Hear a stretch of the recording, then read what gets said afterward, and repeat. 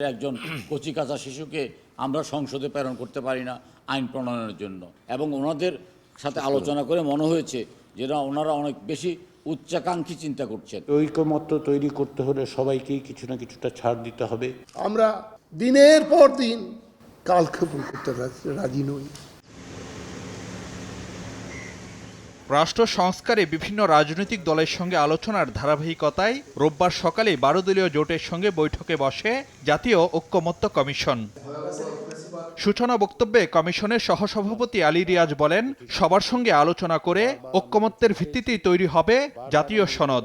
তবে এর দায়িত্ব কেবল কমিশনেরই নয়, ছাড় দিতে হবে দলগুলোকেও। ঐকমত্য তৈরি করতে হলে সবাইকেই কিছু না কিছুটা ছাড় দিতে হবে, সবাইকেই আমাদের এক জায়গায় আসতে হবে। আমরা সব বিষয়ে একমত হতে পারবো না, কিন্তু রাষ্ট্রের পুনর্গঠনের জন্য যে মৌলিক জায়গাগুলো, সেখানে আমাদেরকে একমত হয়েই বাংলাদেশকে এগিয়ে নিয়ে যেতে হবে। আপনারা অন্যদের সাথে কথা বলবেন, ভিন্ন মতের জায়গাগুলোকে সংকুচিত করে এক জায়গায় আসবার জন্য আপনারা আপনাদের সহযোগী রাজনৈতিক শক্তিগুলোকে অনুপ্রাণিত করবেন।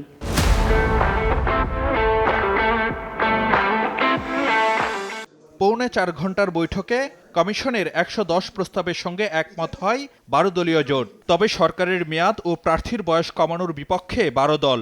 পাশাপাশি স্থানীয় সরকার নির্বাচন পদ্ধতি সহ কমিশনের 48 প্রস্তাবের বিরোধিতা করে জোটটি।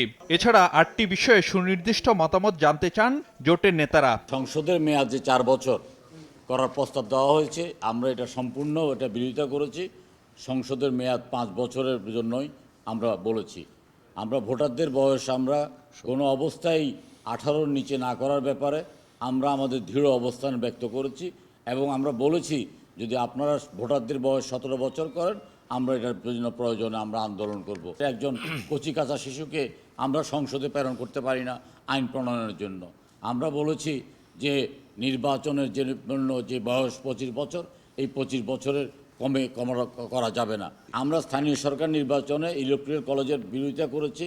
আমরা স্থানীয় সরকার নির্বাচনে যে আপনার ওই যে মেম্বারদের ভোটে চেয়ারম্যান এবং কাউন্সিলরদের ভোটে মেয়র, এই ব্যাপারে আমরা তীব্র বিরোধিতা করেছি, এবং ওনাদের সাথে আলোচনা করে মনে হয়েছে যে ওনারা অনেক বেশি উচ্চাকাঙ্ক্ষী চিন্তা করছেন। এত উচ্চাকাঙ্ক্ষা চিন্তা করছেন যে মনে হচ্ছে যে আপনার এই মানে 24 ঘন্টার মধ্যেই বাংলাদেশকে ওনারা বদলিয়ে দেবেন। তো আমরা বলেছি যে আপনারা একটু নিচে নামেন, এত উপরে উঠেন না, এই মুহূর্তে এতটা সম্ভব নয়। আপনারা যেটা করতে চাচ্ছেন সেটা হয়তো করতে গেলে আপনার সময় ক্ষেপণ হবে।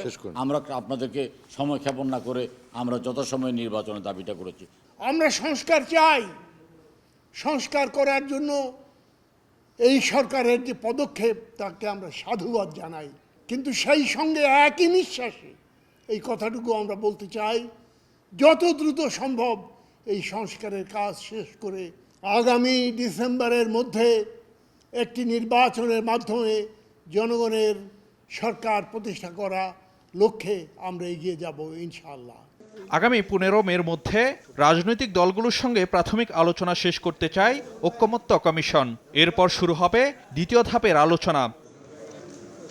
ফারুক ভিয়া, রবিন, সময় সংবাদ, ঢাকা।